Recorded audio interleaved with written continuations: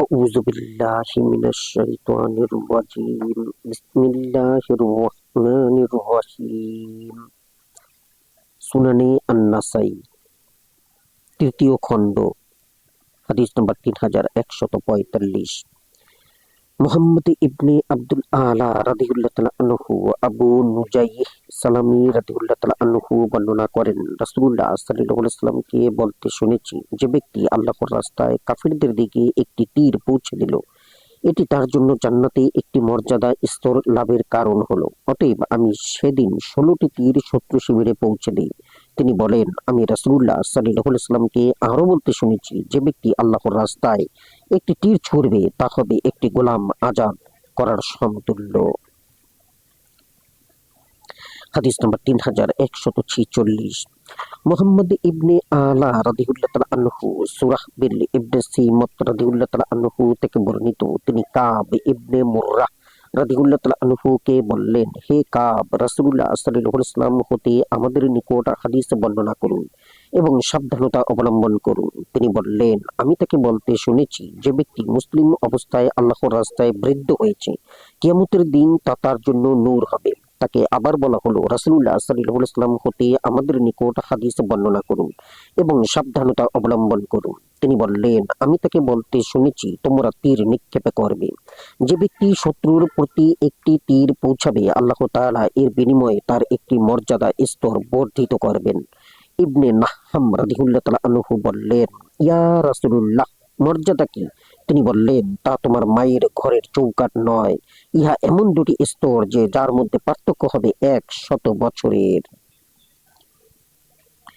হাদিস নম্বর 3147 মুহাম্মদ ইবনে আব্দুল আলা রাদিয়াল্লাহু তাআলা আনহু সুরাহবিল ইবনে সিমত রাদিয়াল্লাহু তাআলা আনহু থেকে বর্ণিত, তিনি বলেন, আমি বললাম, হে আমর ইবনে আবাসা, আমাদের নিকট এমন হাদিস বর্ণনা করুন যা আপনি রাসূলুল্লাহ সাল্লাল্লাহু আলাইহি ওয়াসাল্লাম হতে শ্রবণ করেছেন, যাতে ভুল ভ্রান্তি ও ঘাটতি না হয়। তিনি বললেন, আমি রাসূলুল্লাহ সাল্লাল্লাহু আলাইহি ওয়াসাল্লামকে বলতে শুনেছি, যে ব্যক্তি আল্লাহর রাস্তায় একটি তীর নিক্ষেপ করবে শত্রুর প্রতি, এতে সে ভুল করলো কিংবা সঠিকভাবে পৌঁছালো, এটি তার জন্য একটি কৃতদাস আজাদ করার সমতুল্য হবে। আর যে ব্যক্তি একজন মুসলমান কৃতদাস আজাদ করবে, তার প্রত্যেকটি অঙ্গ এবং প্রত্যেক অঙ্গের পরিবর্তে জাহান্নামের আগুন হতে পরিত্রাণ পাবে। আর যে ব্যক্তি আল্লাহর রাস্তায় বার্ধক্যে উপনীত হবে, কিয়ামতের দিন তার জন্য হবে নূর।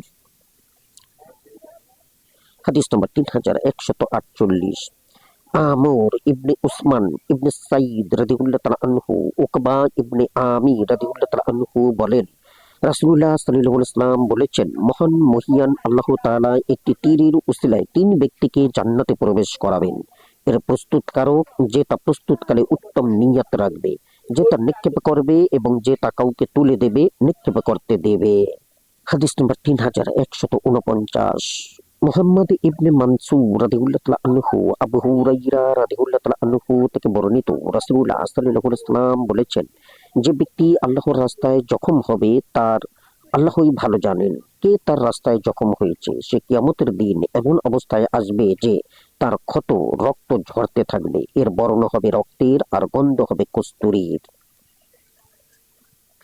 হাদিস নম্বর 3150 হান্নাদ ইবনে সারি রাদিয়াল্লাহু তাআলা আনহু আব্দুল্লাহ ইবনে সালাবা রাদিয়াল্লাহু তাআলা আনহু থেকে বর্ণিত, তিনি বলেন, রাসূলুল্লাহ সাল্লাল্লাহু আলাইহি ওয়াসাল্লাম বলেছেন, তাদেরকে, শহীদদেরকে তাদের রক্ত সহ চাদরাবৃত করো, কেননা কেউ আল্লাহর রাস্তায় জখম হলে সে কিয়ামতের দিন এমন অবস্থায় উপস্থিত হবে যে তার ক্ষত হতে রক্ত নির্গত হতে থাকবে, যার বর্ণ হবে রক্তের কিন্তু সুগন্ধি হবে কস্তুরীর। হাদিস নম্বর 3151 আমর ইবনে সাওয়াদ রাদিয়াল্লাহু তাআলা আনহু জাবির ইবনে আব্দুল্লাহ রাদিয়াল্লাহু তাআলা আনহু বলেন, উহুদ যুদ্ধের দিন যখন কিছু লোক পালিয়ে গেল, তখন রাসূলুল্লাহ সাল্লাল্লাহু আলাইহি ওয়াসাল্লাম একদিকে 12 জন আনসারের মধ্যে বেষ্টিত ছিলেন। তাদের মধ্যে তালহা ইবনে উবাইদুল্লাহ রাদিয়াল্লাহু তাআলা আনহু ও ছিলেন। মুশরিকরা তাদেরকে নাগালে পেয়ে গেল। রাসূলুল্লাহ সাল্লাল্লাহু আলাইহি ওয়াসাল্লাম তা দেখে বললেন, এ দলের জন্য কে আছে? তালহা রাদিয়াল্লাহু তাআলা আনহু বললেন, আমি। রাসূলুল্লাহ সাল্লাল্লাহু আলাইহি ওয়াসাল্লাম বললেন, তুমি যথাবস্থায় থাকো। তখনই একজন আনসারী ব্যক্তি বললেন, ইয়া রাসূলুল্লাহ, আমি। তিনি বললেন, হে তুমি। এই ব্যক্তি যুদ্ধ করতে করতে শহীদ হলেন। আবার তিনি লক্ষ্য করলেন এবং দেখতে পেলেন যে মুশরিকরা আক্রমণ করছে। তিনি বললেন, এই দলের জন্য কি আছে? এবারও তালহা রাদিয়াল্লাহু তাআলা আনহু বললেন, আমি। তিনি বললেন, তুমি পূর্বের মতোই থাকো। তখন এক আনসারী ব্যক্তি বললেন, আমি আছি। তিনি বললেন, হ্যাঁ তুমি। এই ব্যক্তিও যুদ্ধ করতে করতে শহীদ হলেন। এরপর তিনি এভাবে বলেছিলেন এবং আনসারীদের এক একজন তাদের দিকে বের হয়ে তার পূর্ববর্তী ব্যক্তির ন্যায় যুদ্ধ করতে করতে শহীদ হলেন। অবশেষে রাসূলুল্লাহ সাল্লাল্লাহু আলাইহি ওয়াসাল্লাম এবং তালহা ইবনে উবাইদুল্লাহ রাদিয়াল্লাহু তাআলা আনহু অবশিষ্ট থাকলেন। রাসূলুল্লাহ সাল্লাল্লাহু আলাইহি ওয়াসাল্লাম বললেন, এ দলের জন্য কি আছে? তালহা রাদিয়াল্লাহু তাআলা আনহু বললেন, আমি আছি। তালহা রাদিয়াল্লাহু তাআলা আনহু 11 জনের যুদ্ধ একাই করলেন। পরিশেষে তার হাত আহত হলো এবং হাতের আঙ্গুল কর্তিত হলো। এতে তিনি উহ শব্দের ন্যায় শব্দ উচ্চারণ করলেন। তখন রাসূলুল্লাহ সাল্লাল্লাহু আলাইহি ওয়াসাল্লাম বললেন, যদি তুমি বলতে বিসমিল্লাহ, তাহলে তোমাকে ফেরেশতাগণ উপরে উঠিয়ে নিতেন আর লোকেরা তা দেখতে পেত। এরপর আল্লাহ তাআলা মুশরিকদের ফিরিয়ে দিলেন।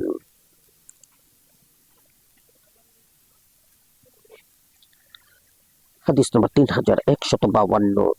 আমর ইবনে সাওয়াদ রাদিয়াল্লাহু তাআলা আনহু সালামা ইবনে আকওয়া রাদিয়াল্লাহু তাআলা আনহু বলেন, খাইবার যুদ্ধে আমার ভাই রাসূলুল্লাহ সাল্লাল্লাহু আলাইহি ওয়াসাল্লাম এর সাথে নেতৃত্বে ভীষণ যুদ্ধ করেন। তার তরবারি তার উপর আপতিত হলে তিনি শহীদ হন। রাসূলুল্লাহ সাল্লাল্লাহু আলাইহি ওয়াসাল্লাম এর সাহাবীগণ রাদিয়াল্লাহু তাআলা আনহু এই সম্পর্কে মন্তব্য করতে লাগলেন এবং তার শাহাদাত সম্পর্কে সন্দেহ পোষণ করতে লাগলেন। তারা বললেন, তিনি এমন এক ব্যক্তি যার মৃত্যু হয়েছে তার নিজের অস্ত্রে। সালামা রাদিয়াল্লাহু তাআলা আনহু বলেন, রাসূলুল্লাহ সাল্লাল্লাহু আলাইহি ওয়াসাল্লাম খাইবার হতে প্রত্যাবর্তন করার সময় আমি বললাম, ইয়া রাসূলুল্লাহ, আপনার সামনে কবিতা বিশেষ ধরনের ছন্দ আবৃত্তি করার অনুমতি আমাকে দিবেন কি? রাসূলুল্লাহ সাল্লাল্লাহু আলাইহি ওয়াসাল্লাম তাকে অনুমতি দিলেন। তখন ওমর ইবনে খাত্তাব রাদিয়াল্লাহু তাআলা আনহু বললেন, তুমি কি বলবে বুঝে শুনে বলবে। আমি বললাম, অর্থাৎ আল্লাহর কসম, আল্লাহ যদি আমাদের হিদায়াত না করতেন তাহলে না আমরা হিদায়াত পেতাম, আমরা সাদাকা করতাম না, আর আমরা সালাত আদায় করতাম না। এ পর্যন্ত বলতেই রাসূলুল্লাহ সাল্লাল্লাহু আলাইহি ওয়াসাল্লাম বললেন, তুমি সত্যই বলেছ। আপনি আমাদের উপর শান্তি অবতীর্ণ করুন আর যুদ্ধক্ষেত্রে আমাদের অটল রাখুন। মুশরিকরা আমাদের উপর অত্যাচার করেছে। আমার কবিতা পাঠ শেষ হলে রাসূলুল্লাহ সাল্লাল্লাহু আলাইহি ওয়াসাল্লাম বললেন, এটা কি বলেছে? আমি বললাম, আমার ভাই। রাসূলুল্লাহ সাল্লাল্লাহু আলাইহি ওয়াসাল্লাম বললেন, আল্লাহ তাকে রহম করুন। আমি বললাম, ইয়া রাসূলুল্লাহ, লোকে তার উপর জানাজার নামাজ পড়তে ভয় পায়। তারা বলে, এই ব্যক্তি নিজের অস্ত্রে মারা গেছে। রাসূলুল্লাহ সাল্লাল্লাহু আলাইহি ওয়াসাল্লাম বললেন, সে পুণ্যের প্রতি অবিরাম প্রচেষ্টা চালিয়ে আল্লাহর শত্রুদের মোকাবিলায় জিহাদ করতে করতে শহীদ হয়েছে। ইবনে সিহাব রাদিয়াল্লাহু তাআলা আনহু বলেন, তারপর আমি সালামা ইবনে আকওয়ার এক ছেলেকে জিজ্ঞাসা করলে তিনি তার পিতা হতে অনুরূপ হাদিস বর্ণনা করলেন। উপরন্তু তিনি বললেন, যখন আমি বললাম লোক তার উপর নামাজ পড়তে দ্বিধাবোধ করছে, তখন রাসূলুল্লাহ সাল্লাল্লাহু আলাইহি ওয়াসাল্লাম বললেন, তারা সঠিক বলেছে, সে মুজাহিদের ন্যায় যুদ্ধ করেছে, তার জন্য 2 গুণ সওয়াব রয়েছে। এই সময় তিনি তার 2টি আঙ্গুল ইশারা করলেন। হাদিস নম্বর 3153। উবাইদুল্লাহ ইবনে সাইদ রাদিয়াল্লাহু তাআলা আনহু আবু হুরায়রা রাদিয়াল্লাহু তাআলা আনহু থেকে বর্ণিত, রাসূলুল্লাহ সাল্লাল্লাহু আলাইহি ওয়াসাল্লাম বলেছেন, যদি আমার উম্মতের জন্য কষ্টসাধ্য না হতো তাহলে আমি কোনো যুদ্ধে গমন হতে অনুপস্থিত থাকতাম না। তারা কোনো বাহন পায় না আর আমিও তাদের জন্য বাহনের ব্যবস্থা করতে পারি না। আর যদি আমার সঙ্গে যাওয়া হতে অনুপস্থিত থাকা তাদের জন্য কষ্টকর না হতো, তবে আমার বাসনা হয় যে আমি আল্লাহর রাস্তায় শহীদ হই, পুনরায় জীবিত হই, পুনরায় শহীদ হই, পুনরায় জীবিত হই, পুনরায় শহীদ হই। তিনি 3 বার এরূপ বললেন। হাদিস নম্বর 3154। আমর ইবনে উসমান ইবনে সাইদ রাদিয়াল্লাহু তাআলা আনহু আবু হুরায়রা রাদিয়াল্লাহু তাআলা আনহু থেকে বর্ণিত, তিনি বলেন, আমি রাসূলুল্লাহ সাল্লাল্লাহু আলাইহি ওয়াসাল্লামকে বলতে শুনেছি, সেই সত্তার কসম যার হাতে আমার প্রাণ, যদি মুমিনদের মধ্যে এমন লোক না হতো যারা আমার সঙ্গে যুদ্ধে গমন হতে অনুপস্থিত থাকতে চায় না আর আমি তাদের জন্য সওয়ারির ব্যবস্থাও করতে পারি না, তাহলে আল্লাহর রাস্তায় যুদ্ধ করা হতে আমি অনুপস্থিত থাকতাম না। সেই সত্তার কসম যার হাতে আমার প্রাণ, আমার ইচ্ছা হয় আমি আল্লাহর রাস্তায় শহীদ হয়ে যাই, আবার জীবিত হই, আবার শহীদ হই, আবার জীবিত হই, আবার শহীদ হই। হাদিস নম্বর 3155। আমর ইবনে উসমান রাদিয়াল্লাহু তাআলা আনহু ইবনে আবু আমিরাতা রাদিয়াল্লাহু তাআলা আনহু বলেন, রাসূলুল্লাহ সাল্লাল্লাহু আলাইহি ওয়াসাল্লাম বলেছেন, মুসলমানদের মধ্যে এমন কেউ নেই যাকে আল্লাহ মৃত্যু দান করেছেন আর সে পুনরায় তোমাদের নিকট প্রত্যাবর্তন করবে এবং তা ভালোবাসবে। তবে শহীদ ব্যক্তি, তার জন্য পৃথিবী এবং পৃথিবীস্থ সব কিছুই দেয়া হবে।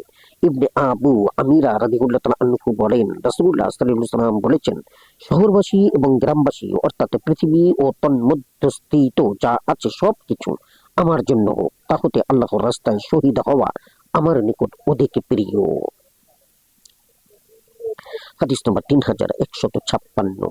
মুহাম্মদ ইবনে মানসুর রাদিয়াল্লাহু তাআলা আনহু আমর রাদিয়াল্লাহু তাআলা আনহু বলেন, আমি জাবির রাদিয়াল্লাহু তাআলা আনহুকে বলতে শুনেছি, উহুদ যুদ্ধের দিন এক ব্যক্তি নবী সাল্লাল্লাহু আলাইহি ওয়াসাল্লামকে বলল, আমি যদি আল্লাহর রাস্তায় শহীদ হয়ে যাই তাহলে আমি কোথায় থামবো, তা আমাকে বলুন। তিনি বললেন, জান্নাতে। তারপর সেই ব্যক্তি তার হাতের খেজুর ফেলে দিয়ে যুদ্ধে যোগদান করলো এবং শহীদ হয়ে গেল।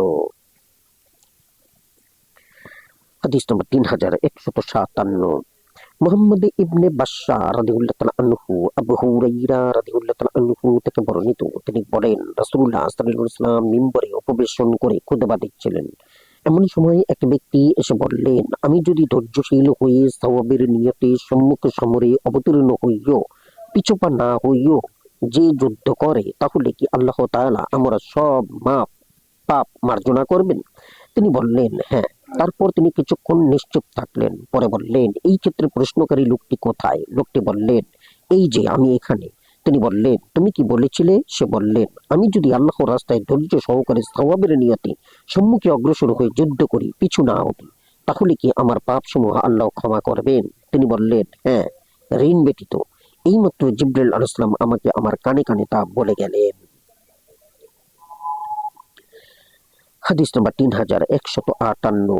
মুহাম্মদ ইবনে সালামা ও হারিস ইবনে মিসকিন রাদিয়াল্লাহু তাআলা আনহু আব্দুল্লাহ ইবনে আবু কাতাদা তার পিতা থেকে বর্ণনা করেন, তিনি বলেন, এক ব্যক্তি রাসূলুল্লাহ সাল্লাল্লাহু আলাইহি ওয়াসাল্লাম এর নিকট উপস্থিত হয়ে বলল, ইয়া রাসূলুল্লাহ, আমাকে অবহিত করুন, আমি যদি ধৈর্যের সাথে সওয়াবের নিয়তে সামনে অগ্রসর হয়ে পিছু না হটে আল্লাহর রাস্তায় শহীদ হয়ে যাই, তাহলে কি আল্লাহ আমার সব পাপ ক্ষমা করে দিবেন? রাসূলুল্লাহ সাল্লাল্লাহু আলাইহি ওয়াসাল্লাম বললেন, হ্যাঁ। যখন সেই ব্যক্তি প্রস্থান করলো তখন রাসূলুল্লাহ সাল্লাল্লাহু আলাইহি ওয়াসাল্লাম তাকে ডাকলেন অথবা ডাকতে বললেন। তাকে ডাকা হলো, তখন রাসূলুল্লাহ সাল্লাল্লাহু আলাইহি ওয়াসাল্লাম বললেন, তুমি কি রূপে বললে? লোকটি তার বক্তব্য তার নিকটে পুনরায় ব্যক্ত করলো। রাসূলুল্লাহ সাল্লাল্লাহু আলাইহি ওয়াসাল্লাম বললেন, হ্যাঁ, তবে ঋণ ব্যতীত। জিবরাইল আলাইহিস সালাম আমাকে এরূপে বললেন। হাদিস নম্বর 3159।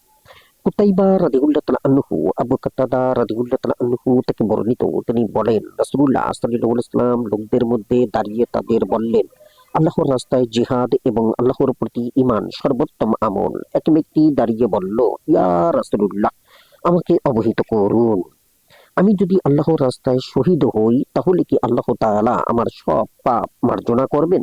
রাসূলুল্লাহ সাল্লাল্লাহু আলাইহি ওয়াসাল্লাম বললেন, হ্যাঁ, যদি তুমি ধৈর্য সহকারে সওয়াবের আশায় সামনে অগ্রসর হয়ে পিছু না হটে যুদ্ধ করো, তবে ঋণ ব্যতীত। জিবরাইল আলাইহিস সালাম আমাকে এরূপে বললেন। হাদিস নম্বর 3160। আব্দুল জব্বার ইবনে আলা রাদিয়াল্লাহু তাআলা আনহু আব্দুল্লাহ ইবনে আবু কাতাদা তার পিতা কাতাদা রাদিয়াল্লাহু তাআলা আনহু হতে বর্ণনা করেন, রাসূলুল্লাহ সাল্লাল্লাহু আলাইহি ওয়াসাল্লাম মিম্বরের উপর থাকাবস্থায় এক ব্যক্তি এসে বললেন, ইয়া রাসূলুল্লাহ, আমি যদি আমার এই তলোয়ার দিয়ে ধৈর্য সহকারে সওয়াবের নিয়তে সামনে অগ্রসর হয়ে পিছু না হটে আল্লাহর রাস্তায় যুদ্ধ করতে করতে শহীদ হয়ে যাই, তাহলে কি আমার পাপ সমূহ আল্লাহ ক্ষমা করে দিবেন? তিনি বললেন, হ্যাঁ। লোকটি চলে যেতে লাগলে তাকে ডেকে বললেন, ইনি হলেন জিবরিল, তিনি এসে বলেছেন তোমার উপর ঋণ থাকলে তা ব্যতীত। হাদিস নম্বর 3161। হারুন ইবনে মুহাম্মদ ইবনে বাশশার রাদিয়াল্লাহু তাআলা আনহু কাসীর ইবনে মুররা রাদিয়াল্লাহু তাআলা আনহু বলেন, উবাদা ইবনে সামিত রাদিয়াল্লাহু তাআলা আনহু তাদের নিকট বর্ণনা করেছেন যে রাসূলুল্লাহ সাল্লাল্লাহু আলাইহি ওয়াসাল্লাম বলেছেন, পৃথিবীতে এমন কোন লোক নেই মৃত্যুবরণ করার পর তার জন্য আল্লাহর নিকট উত্তম অবস্থা হওয়া সত্ত্বেও তার জন্য পৃথিবীস্থ সব কিছু তাকে দেয়া হবে, এই অবস্থা সত্ত্বেও সে তোমাদের নিকট প্রত্যাবর্তনের আকাঙ্ক্ষা করবে শহীদ ব্যতীত, কেননা সেই প্রত্যাবর্তন করে পুনরায় শহীদ হতে পছন্দ করবে। হাদিস নম্বর 3162। আবু বকর ইবনে নাফি রাদিয়াল্লাহু তাআলা আনহু, আনাস রাদিয়াল্লাহু তাআলা আনহু থেকে বর্ণিত, রাসূলুল্লাহ সাল্লাল্লাহু আলাইহি ওয়াসাল্লাম বলেছেন, জান্নাতীদের মধ্য হতে এক ব্যক্তিকে আনা হবে। মহান মহিয়ান আল্লাহ তাআলা তাকে বলবেন, হে আদম সন্তান, তোমার বাসস্থান কেমন পেলে? সে বলবে, হে আমার প্রতিপালক, সর্বোত্তম স্থান। তিনি বলবেন, আরো কিছু চাও এবং আকাঙ্ক্ষা করো। তখন সে ব্যক্তি বলবে, হে আল্লাহ, আমি চাই আপনি আমাকে পুনরায় পৃথিবীতে পাঠিয়ে দিন, আমি আপনার রাস্তায় 10 বার শহীদ হই, কেননা সেই শাহাদাতের মর্যাদা দেখতে পেয়েছি। হাদিস নম্বর 3163। ইমরান ইবনে ইয়াজিদ রাদিয়াল্লাহু তাআলা আনহু, আবু হুরায়রা রাদিয়াল্লাহু তাআলা আনহু থেকে বর্ণিত, রাসূলুল্লাহ সাল্লাল্লাহু আলাইহি ওয়াসাল্লাম বলেছেন, শহীদ ব্যক্তি নিহত হওয়ার কষ্ট তোমাদের কেউ পিপিলিকার কামড়ের অথবা চিমটি কাটার কষ্টের চাইতে বেশি অনুভব করবে না। হাদিস নম্বর 3164। ইউনুস ইবনে আব্দুল আলা রাদিয়াল্লাহু তাআলা আনহু, সাহল ইবনে আবু উমামা ইবনে সাহল ইবনে হানিফ রাদিয়াল্লাহু তাআলা আনহু তার পিতার মাধ্যমে তার দাদা হতে বর্ণনা করেন যে রাসূলুল্লাহ সাল্লাল্লাহু আলাইহি ওয়াসাল্লাম বলেছেন, যে ব্যক্তি মহান মহিয়ান আল্লাহ তাআলার কাছে সর্বান্তঃকরণে শাহাদাত কামনা করবে, সে তার বিছানায় মৃত্যুবরণ করলেও আল্লাহ তাআলা তাকে শহীদের মর্যাদা দান করবেন। হাদিস নম্বর 3165। ইউনুস ইবনে আব্দুল আলা রাদিয়াল্লাহু তাআলা আনহু, উকবা ইবনে আমির রাদিয়াল্লাহু তাআলা আনহু বর্ণনা করেন যে রাসূলুল্লাহ সাল্লাল্লাহু আলাইহি ওয়াসাল্লাম বলেছেন, যেই ব্যক্তি 5 প্রকারের যে কোনো এক প্রকারে মৃত্যুবরণ করবে সে শহীদ। আল্লাহর রাস্তায় নিহত ব্যক্তি শহীদ। আল্লাহর রাস্তায় যে ব্যক্তি নদী ইত্যাদিতে ডুবে মরে সে শহীদ। যে আল্লাহর রাস্তায় পেটের পীড়ায় মরে সে শহীদ। যে ব্যক্তি আল্লাহর রাস্তায় প্লেগ বা তাউন রোগে মারা যায় সে শহীদ। আর যে স্ত্রীলোক সন্তান প্রসবের সময় আল্লাহর রাস্তায় মৃত্যুবরণ করে সেও শহীদ। হাদিস নম্বর 3166। আমর ইবনে উসমান রাদিয়াল্লাহু তাআলা আনহু, ইরবাজ ইবনে সারিয়া রাদিয়াল্লাহু তাআলা আনহু থেকে বর্ণিত, রাসূলুল্লাহ সাল্লাল্লাহু আলাইহি ওয়াসাল্লাম বলেছেন, শহীদগণ এবং যারা বিছানায় স্বাভাবিক মৃত্যুবরণ করেছে তারা আমাদের রবের নিকট বাদানুবাদ করবে তাউন প্লেগ রোগে মারা গেছে তার সম্বন্ধে। শহীদগণ বলবে, আমাদের এই ভাইরা নিহত হয়েছেন যেভাবে আমরা নিহত হয়েছি। আর বিছানায় মৃত্যুকারীগণ বলবেন, আমাদের এই ভাইয়েরা তাদের বিছানায় মৃত্যুবরণ করেছে যেমন আমরা মৃত্যুবরণ করেছি, শহীদ হইনি। তখন আমাদের রব বলবেন, তাদের জখমের প্রতি লক্ষ্য রাখো, যদি তাদের জখম শহীদদের ক্ষতের সদৃশ হয় তাহলে তারা তাদের মধ্যে হবে এবং তাদের সাথে থাকবে। তখন দেখা যাবে তাদের ক্ষত শহীদের ক্ষতের সদৃশ। হাদিস নম্বর 3167। মুহাম্মদ ইবনে মানসুর রাদিয়াল্লাহু তাআলা আনহু, আবু হুরায়রা রাদিয়াল্লাহু তাআলা আনহু থেকে বর্ণিত, রাসূলুল্লাহ সাল্লাল্লাহু আলাইহি ওয়াসাল্লাম বলেছেন, মহান মহিয়ান আল্লাহ তাআলা 2 ব্যক্তি সম্বন্ধে আশ্চর্য বোধ করবেন, তাদের একজন অন্যজনকে হত্যা করবে। অন্য সময় তিনি বলেছেন, আল্লাহ তাআলা সন্তুষ্টি প্রকাশ করবেন ওই 2 ব্যক্তি সম্বন্ধে যাদের একজন তার সাথীকে হত্যা করবে, এরপর তারা উভয়ে জান্নাতে প্রবেশ করবে।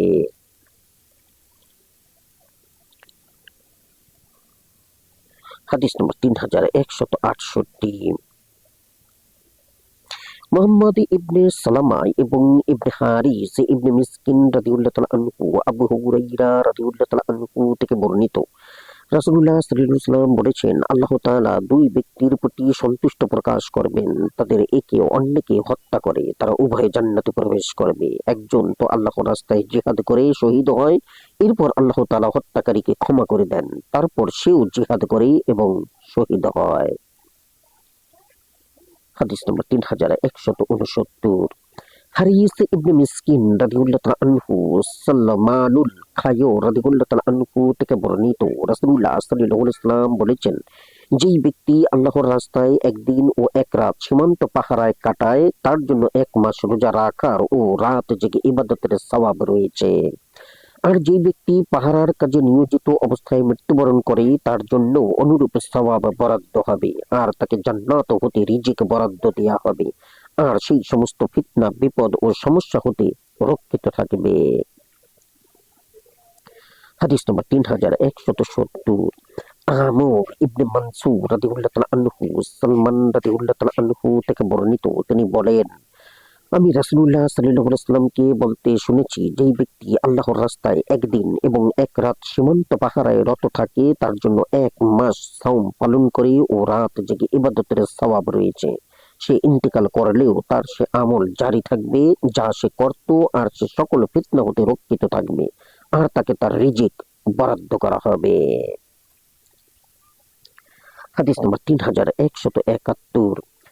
আমর ইবনে মানসুর রাদিয়াল্লাহু তাআলা আনহু জাহারা ইবনে মাবাদ রাদিয়াল্লাহু তাআলা আনহু বলেন, উসমান রাদিয়াল্লাহু তাআলা আনহু এর মাওলানা আজাদকৃত গোলাম আবু সালিহ আমার কাছে বর্ণনা করেছেন। তিনি বলেন, আমি উসমান ইবনে আফফান রাদিয়াল্লাহু তাআলা আনহু কে বলতে শুনেছি, তিনি বলেন, আমি রাসূলুল্লাহ সাল্লাল্লাহু আলাইহি ওয়াসাল্লামকে বলতে শুনেছি, আল্লাহর রাস্তায় একদিনের সীমান্ত পাহারায় রত থাকা অন্যান্য স্থানের 1000 দিন অতি উত্তম। হাদিস নম্বর 3172। মুহাম্মদ ইবনে সালামা এবং হারিস ইবনে মিসকিন রাদিয়াল্লাহু তাআলা আনহু আনাস ইবনে মালিক রাদিয়াল্লাহু তাআলা আনহু থেকে বর্ণিত, রাসূলুল্লাহ সাল্লাল্লাহু আলাইহি ওয়াসাল্লাম যখন কুবায় গমন করতেন তখন তিনি উম্মু হারাম বিনতে মিলহান রাদিয়াল্লাহু তাআলা আনহু এর নিকটে যেতেন। তিনি তাকে আহার করাতেন। আর উম্মু হারাম বিনতে মিলহান ছিলেন উবাদা ইবনে সামিতের স্ত্রী। একবার তিনি তার বাড়িতে গেলে উম্মু হারাম তাকে আহার করালেন এবং বসে তার মাথা বানিয়ে দিতে লাগলেন। রাসূলুল্লাহ সাল্লাল্লাহু আলাইহি ওয়াসাল্লাম নিদ্রামগ্ন হলেন। এরপর তিনি হাসতে হাসতে জাগ্রত হলেন। উম্মু হারাম বলেন, আমি তাকে বললাম, ইয়া রাসূলুল্লাহ, আপনার হাসার কারণ কি?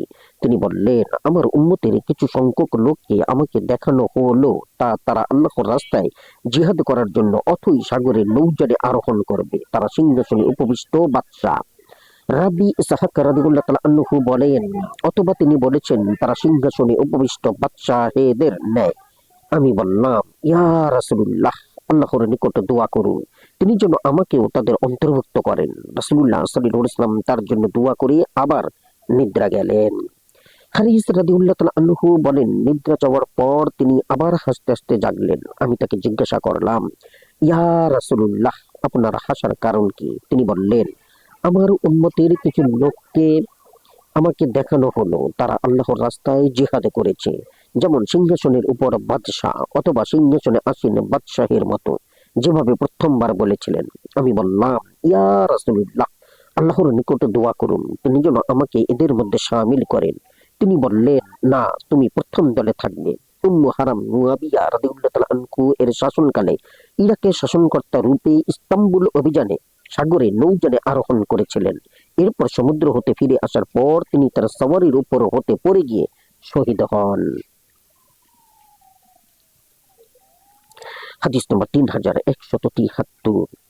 ইয়াহইয়া ইবনে হাবিব ইবনে আরাবি রাদিয়াল্লাহু তাআলা আনহু উম্মু হারাম বিনতে মিলহান রাদিয়াল্লাহু তাআলা আনহু বলেন, রাসূলুল্লাহ সাল্লাল্লাহু আলাইহি ওয়াসাল্লাম আমাদের নিকটে এসে খাওয়া দাওয়ার পর শয়ন কাইলুলা করলেন। এরপর হাসতে হাসতে জাগ্রত হলেন। আমি বললাম, ইয়া রাসূলুল্লাহ, আমার মাতা পিতা আপনার উপর কুরবান হোক, আপনার হাসার কারণ কি? তিনি বললেন, আমি আমার উম্মতের একদল লোককে দেখলাম সাগরের বুকে আরোহণ নৌ অভিযান করছে, তারা সিংহাসনের উপর বাদশাহদের ন্যায়। আমি বললাম, আল্লাহর নিকট দোয়া করুন, তিনি যেন আমাকে এদের অন্তর্ভুক্ত করেন। তিনি বললেন, তুমি তাদের মধ্যে থাকবে। এরপর তিনি নিদ্রা গেলেন এবং হাসতে হাসতে জাগ্রত হলেন। আমি তাকে প্রশ্ন করলাম এবং তিনি আগের মতো বললেন। আমি বললাম, আল্লাহর নিকট দোয়া করুন, তিনি যেন আমাকে তাদের মধ্যে শামিল করেন। তিনি বললেন, তুমি প্রথম দলভুক্ত থাকবে। উবাদা ইবনে সামিত রাদিয়াল্লাহু তাআলা আনহু তাকে বিবাহ করলেন। এরপর তিনি সাগরে আরোহণ করে নৌ অভিযান করলেন। তার সাথে ইনি তার স্ত্রী ও সাগরে নৌযানে আরোহণ করলেন। যখন সমুদ্র হতে ফিরে এলে তার জন্য একটি খচ্চর আনা হলো, তিনি তাতে আরোহণ করলেন। খচ্চর তাকে আশ্রে ফেলে দিলে তার ঘাড় ভেঙে যায়, ফলে তিনি মারা যান। হাদিস নম্বর 3174। আহমেদ ইবনে উসমান ইবনে হাকিম রাদিয়াল্লাহু তাআলা আনহু আবু হুরায়রা রাদিয়াল্লাহু তাআলা আনহু থেকে বর্ণিত, তিনি বলেন, রাসূলুল্লাহ সাল্লাল্লাহু আলাইহি ওয়াসাল্লাম আমাদেরকে হিন্দুস্তানের জিহাদের ভারত অভিযানের ওয়াদা দিয়েছিলেন। যদি আমি তা ওই যুদ্ধের সুযোগ পাই তাহলে আমি তাতে আমার জান মাল ব্যয় করব, আর যদি আমি তাতে নিহত হই তাহলে আমি শহীদদের মধ্যে উত্তম সাব্যস্ত হব, আর যদি আমি ফিরে আসি তাহলে আমি হব আজাদ বা জাহান্নাম হতে মুক্ত। আবু হুরায়রা। হাদিস নম্বর 3175। মুহাম্মদ ইবনে ইসমাইল ইবনে ইব্রাহিম রাদিয়াল্লাহু তাআলা আনহু আবু হুরায়রা রাদিয়াল্লাহু তাআলা আনহু থেকে বর্ণিত, তিনি বলেন রাসূলুল্লাহ সাল্লাল্লাহু আলাইহি ওয়াসাল্লাম আমাদেরকে হিন্দুস্তানের জিহাদের ওয়াদা দিয়েছেন। আমি তা পেলে তাতে আমার জান মাল উৎসর্গ করব। আর যদি আমি নিহত হই তবে মর্যাদাবান শহীদ বলে গণ্য হব। আর যদি ফিরে আসি তাহলে আমি হব আজাদ বা জাহান্নাম হতে মুক্ত। আবু হুরায়রা। হাদিস নম্বর 3176। মুহাম্মদ ইবনে আবদুল্লাহ ইবনে আব্দুর রহিম রাদিয়াল্লাহু তাআলা আনহু রাসূলুল্লাহ সাল্লাল্লাহু আলাইহি ওয়াসাল্লাম এর গোলাম সাওবান রাদিয়াল্লাহু তাআলা আনহু থেকে বর্ণিত, তিনি বলেন রাসূলুল্লাহ সাল্লাল্লাহু আলাইহি ওয়াসাল্লাম বলেছেন, আমার উম্মতের দুটি দল আল্লাহ তাআলা তাদেরকে জাহান্নাম হতে পরিত্রাণ দান করবেন। এক দল যারা হিন্দুস্তানের জিহাদ করবে, আর এক দল যারা ঈসা ইবনে মারইয়াম আলাইহিস সালাম এর সঙ্গে থাকবে।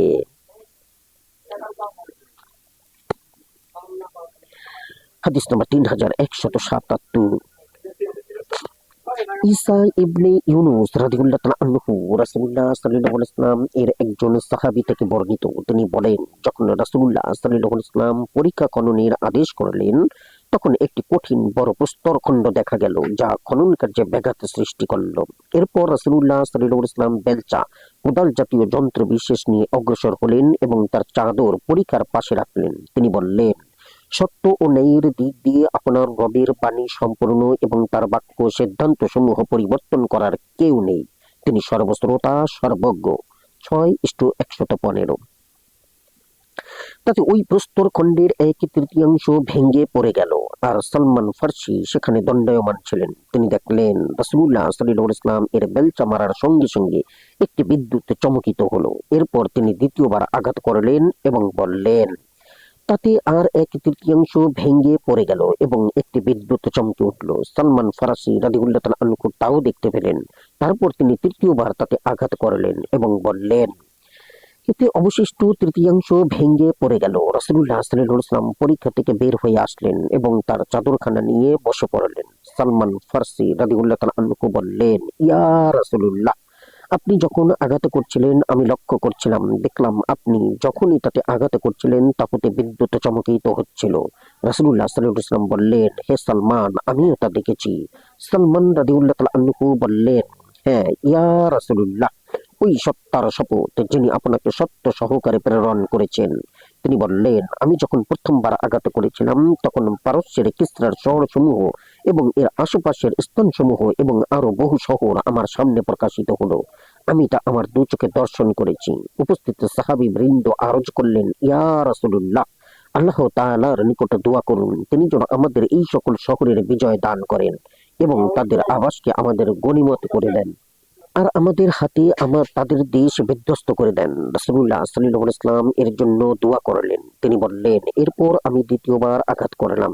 তাতে রোম সম্রাট কাইসারের শহর সমূহ এবং এর আশেপাশের স্থান সমূহ দেখানো হলো। আমি তা আমার দু চোখে দর্শন করলাম। তারা বললেন, ইয়া রাসূলুল্লাহ, আল্লাহ তাআলার নিকট দোয়া করুন তিনি যেন আমাদের এই সকল শহরের বিজয় দান করেন, আর তাদের বাড়িঘর আমরা গনিমত রূপে প্রাপ্ত হই এবং তাদের বাড়িঘর আমাদের হাতে বিধ্বস্ত হয়। রাসূলুল্লাহ সাল্লাল্লাহু আলাইহি ওয়াসাল্লাম এর জন্য দোয়া করলেন। তিনি বললেন, এরপর আমি তৃতীয়বার আঘাত করলাম। আমাকে হাবশা, আবিসিনিয়া, ইথিওপিয়া, ইরিত্রোয়া শহরসমূহ এবং এর আশেপাশের জনপদ সমূহ দেখানো হলো। আমি তা আমার দু চোখে দেখলাম। এই সময়ে রাসূলুল্লাহ সাল্লাল্লাহু আলাইহি ওয়াসাল্লাম বললেন, তোমরা হাবশীদের সাথে যুদ্ধ করো না যতক্ষণ তারা তোমাদের সাথে যুদ্ধ থেকে বিরত থাকে, আর তোমরা তুর্কিদের সাথেও যুদ্ধ করো না যতক্ষণ তারা তোমাদের সাথে যুদ্ধ থেকে বিরত থাকে। হাদিস নম্বর 3178। কুতাইবা রাদিয়াল্লাহু তাআলা আনহু আবু হুরায়রা রাদিয়াল্লাহু তাআলা আনহু থেকে বর্ণিত, তিনি বলেন রাসূলুল্লাহ সাল্লাল্লাহু আলাইহি ওয়াসাল্লাম বলেছেন, কিয়ামত সংঘটিত হবে না যেই পর্যন্ত না মুসলমানরা তুর্কিদের সাথে যুদ্ধ করবে, যাদের চেহারা হবে মোটা ভারী ঢালের ন্যায়। তারা পশমের পোশাক পরিধান করবে এবং পশমের পশমযুক্ত চামড়ার জুতা পরিধান করে চলাচল করবে। হাদিস নম্বর 3179। মুহাম্মদ ইবনে ইদ্রিস রাদিয়াল্লাহু তাআলা আনহু মুসআব ইবনে সাদ রাদিয়াল্লাহু তাআলা আনহু তার পিতার মাধ্যমে বর্ণনা করেন, তিনি মনে করতেন নবী সাল্লাল্লাহু আলাইহি ওয়াসাল্লাম এর উম্মতের মধ্যে যারা তার চেয়ে নিম্ন শ্রেণী তাদের উপর তার মর্যাদা রয়েছে, আল্লাহর নবী সাল্লাল্লাহু আলাইহি ওয়াসাল্লাম বললেন, আল্লাহ তাআলা এই উম্মতকে সাহায্য করেন তার দুর্বলদের দ্বারা, তাদের দুয়া সালাত এবং ইখলাসের কারণে। হাদিস নম্বর 3180।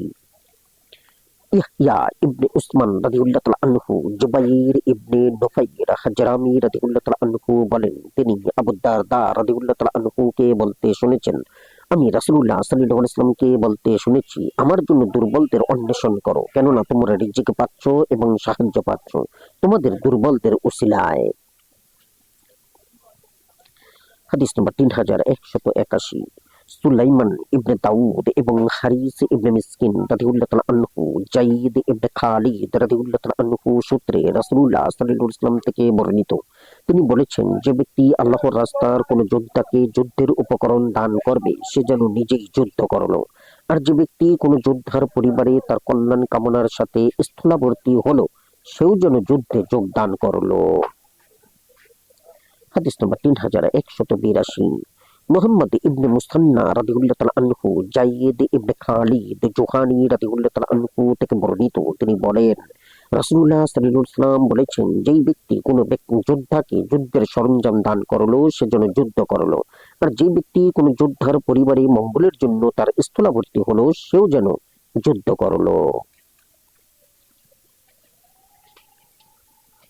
হাদিস নম্বর 3183। ইসহাক ইবনে ইব্রাহিম রাদিয়াল্লাহু তাআলা আনহু আহনাফ ইবনে কাইস রাদিয়াল্লাহু তাআলা আনহু বলেন, আমরা হজের উদ্দেশ্যে বের হয়ে মদিনায় উপনীত হলাম। আমরা আমাদের মঞ্জিলে পৌঁছে আমাদের হাওদা নামাচ্ছিলাম, এমন সময় আমাদের নিকট এক আগন্তুকের আগমন হলো। সে বললেন, লোক মসজিদে একত্রিত হয়েছে, তারা সন্ত্রস্ত হয়ে পড়েছে। আমরা সেখানে গিয়ে দেখলাম মসজিদের মধ্যস্থলে কয়েকজন লোকের চতুর্দিকে অন্য লোক একত্রিত হয়ে আছে, তাদের মধ্যে আলী, জুবাইর, তালহা এবং সাদ ইবনে আবু ওয়াক্কাস রাদিয়াল্লাহু তাআলা আনহু রয়েছেন। আমরা এই অবস্থায় ছিলাম, এমন সময় উসমান রাদিয়াল্লাহু তাআলা আনহু আগমন করলেন। তার পরনে ছিল হলুদ বর্ণের একখানা চাদর, তা দ্বারা তিনি তার মাথা ঢেকে রেখেছেন। তিনি বললেন, এখানে কি তালহা রাদিয়াল্লাহু তাআলা আনহু আছেন? এখানে কি জুবাইর রাদিয়াল্লাহু তাআলা আনহু আছেন? এখানে কি সাদ রাদিয়াল্লাহু তাআলা আনহু আছেন? সকলে বললেন, হ্যাঁ। তিনি বললেন, আমি ওই আল্লাহর কসম দিয়ে তোমাদিগকে জিজ্ঞাসা করছি, যিনি ব্যতীত কোনো ইলাহ নেই, তোমরা কি অবগত আছো যে রাসূলুল্লাহ সাল্লাল্লাহু আলাইহি ওয়াসাল্লাম বলেছেন, অমুক গোত্রের উট বাঁধার বা খেজুর শুকাবার স্থানটি যে খরিদ করবে আল্লাহ তাআলা তাকে ক্ষমা করবেন। এরপর আমি তা 20,000 অথবা 25,000 দিরহাম এর বিনিময়ে খরিদ করেছি। আমি রাসূলুল্লাহ সাল্লাল্লাহু আলাইহি ওয়াসাল্লাম এর খিদমতে এসে তাকে তার সংবাদ দিলে তিনি বললেন, তা আমাদের মসজিদে দিয়ে দাও, আর এর সওয়াব তোমারই থাকবে। তারা বললেন, আল্লাহ সাক্ষী, হ্যাঁ। তিনি আবার বললেন, যে আল্লাহ ব্যতীত কোনো ইলাহ নেই, সেই আল্লাহর কসম দিয়ে তোমাদেরকে জিজ্ঞাসা করছি, তোমরা কি অবগত আছো যে রাসূলুল্লাহ সাল্লাল্লাহু আলাইহি ওয়াসাল্লাম বলেছেন, যেই ব্যক্তি রুমা কুপ্তি খরিদ করবে আল্লাহ তাআলা তাকে ক্ষমা করবেন। আমি তা এত এত বিনিময় দিয়ে খরিদ করে রাসূলুল্লাহ সাল্লাল্লাহু আলাইহি ওয়াসাল্লাম এর নিকট এসে বললাম, আমি এত এত দিয়ে তা খরিদ করেছি। তিনি বললেন, তুমি এটা মুসলমানদের পানির স্থান করে দাও, তার সওয়াব হবে তোমার। তারা বললেন, আল্লাহুম্মা, আল্লাহর সাক্ষী, হ্যাঁ। তিনি আবার বললেন, তোমাদের যে আল্লাহ ব্যতীত কোনো ইলাহ নেই তার কসম দিয়ে বলছি, তোমরা কি অবগত আছো যে রাসূলুল্লাহ সাল্লাল্লাহু আলাইহি ওয়াসাল্লাম উপস্থিত লোকদের চেহারার দিকে লক্ষ্য করে বললেন, এই জায়সে উসরা থেকে তাবুকের সেনাবাহিনীকে যে ব্যক্তি যুদ্ধের সামান দিয়ে সজ্জিত করবে তাকে আল্লাহ ক্ষমা করবেন। আমি তাদেরকে এমনভাবে সজ্জিত করলাম যে কেউ উটের একটি রশিও কম পায়নি। তারা বললেন, আল্লাহর কসম, হ্যাঁ। তখন তিনি বললেন, হে আল্লাহ, তুমি সাক্ষী থাকো, হে আল্লাহ তুমি সাক্ষী থাকো, হে আল্লাহ তুমি সাক্ষী থাকো। হাদিস নম্বর 3184। মুহাম্মদ ইবনে সালামা এবং হারিস ইবনে মিসকিন রাদিয়াল্লাহু তাআলা আনহু আবু হুরায়রা রাদিয়াল্লাহু তাআলা আনহু সূত্রে নবী সাল্লাল্লাহু আলাইহি ওয়াসাল্লাম থেকে বর্ণিত, তিনি বলেছেন, যে ব্যক্তি তার সম্পদ হতে দু প্রকার মাল জোড়ায় জোড়ায় মহান মহিয়ান আল্লাহর রাস্তায় ব্যয় করবে তাকে জান্নাত থেকে ডাকা হবে, হে আল্লাহর বান্দা, এ তোমার জন্য উত্তম। যে ব্যক্তি সালাত আদায়কারী হবে তাকে সালাতের দরজা দিয়ে ডাকা হবে, আর যে ব্যক্তি মুজাহিদদের মধ্যে শামিল হবে তাকে জিহাদের দরজা দিয়ে ডাকা হবে, আর যেই ব্যক্তি সাদাকা দাতা হবে তাকে সাদাকার দরজা দিয়ে ডাকা হবে, আর যেই ব্যক্তি সিয়াম পালনকারী হবে তাকে রায়্যান নামক দরজা দিয়ে ডাকা হবে। আবু বকর রাদিয়াল্লাহু তাআলা আনহু বলেন, ইয়া রাসূলুল্লাহ, যে ব্যক্তিকে এই সকল দরজা দিয়ে ডাকা হবে তার তো আর কোনো প্রয়োজন সমস্যা থাকবে না। কেউ কি এই সকল দরজা হতে ডাকা হবে? তিনি বললেন, হ্যাঁ, এবং আমি আশা করি আপনি তাদের মধ্যে হবেন। হাদিস নম্বর 3185। আমর ইবনে উসমান রাদিয়াল্লাহু তাআলা আনহু আবু হুরায়রা রাদিয়াল্লাহু তাআলা আনহু থেকে বর্ণিত, তিনি বলেন রাসূলুল্লাহ সাল্লাল্লাহু আলাইহি ওয়াসাল্লাম বলেছেন, যে ব্যক্তি আল্লাহর রাস্তায় জোড়া জোড়া দান করবে তাকে জান্নাতের দ্বাররক্ষী ফেরেশতা জান্নাতের দরজাসমূহ হতে ডাকবে, হে ওমর, এদিকে এসো এবং জান্নাতে প্রবেশ করো। আবু বকর রাদিয়াল্লাহু তাআলা আনহু বললেন, ইয়া রাসূলুল্লাহ, ওই ব্যক্তির তো কোনো প্রকার ক্ষতি নেই। রাসূলুল্লাহ সাল্লাল্লাহু আলাইহি ওয়াসাল্লাম বললেন, আমি একান্তভাবে আশা করি আপনি তাদের মধ্যে হবেন। হাদিস নম্বর 3186। ইসমাইল ইবনে মাসউদ রাদিয়াল্লাহু তাআলা আনহু সাসাআন ইবনে মুয়াবিয়া রাদিয়াল্লাহু তাআলা আনহু বলেন, আবু জার রাদিয়াল্লাহু তাআলা আনহু এর সাথে আমার সাক্ষাৎ হলো। তিনি বললেন, আমি বললাম, আমার নিকট হাদিস বর্ণনা করুন। তিনি বললেন, হ্যাঁ, রাসূলুল্লাহ সাল্লাল্লাহু আলাইহি ওয়াসাল্লাম বলেছেন, যে মুসলিম বান্দা আল্লাহর রাস্তায় তার সকল মাল হতে জোড়া জোড়া দান করবে তাকে জান্নাতের দ্বার রক্ষীগণের সকলেই তার নিকট যা রয়েছে তার দিকে আহ্বান করবেন। আমি বললাম, তা কিভাবে? তিনি বললেন, যদি তার মাল উট হয় তবে 2টি উট, আর যদি গরু হয় তবে 2টি গরু। হাদিস নম্বর 3187। আবু বকর ইবনে আবু নাদর রাদিয়াল্লাহু তাআলা আনহু খুজাইম ইবনে ফাতিক রাদিয়াল্লাহু তাআলা আনহু বলেন, রাসূলুল্লাহ সাল্লাল্লাহু আলাইহি ওয়াসাল্লাম বলেছেন, যেই ব্যক্তি আল্লাহর রাস্তায় কোনো কিছু দান করবে তার জন্য 700 গুণ সওয়াব লেখা হবে। হাদিস নম্বর 3188। বিশর ইবনে খালিদ রাদিয়াল্লাহু তাআলা আনহু আবু মাসউদ রাদিয়াল্লাহু তাআলা আনহু হতে বর্ণিত, একটি ব্যক্তি নাকে রশিযুক্ত একটি উটনী আল্লাহর রাস্তায় দান করলো।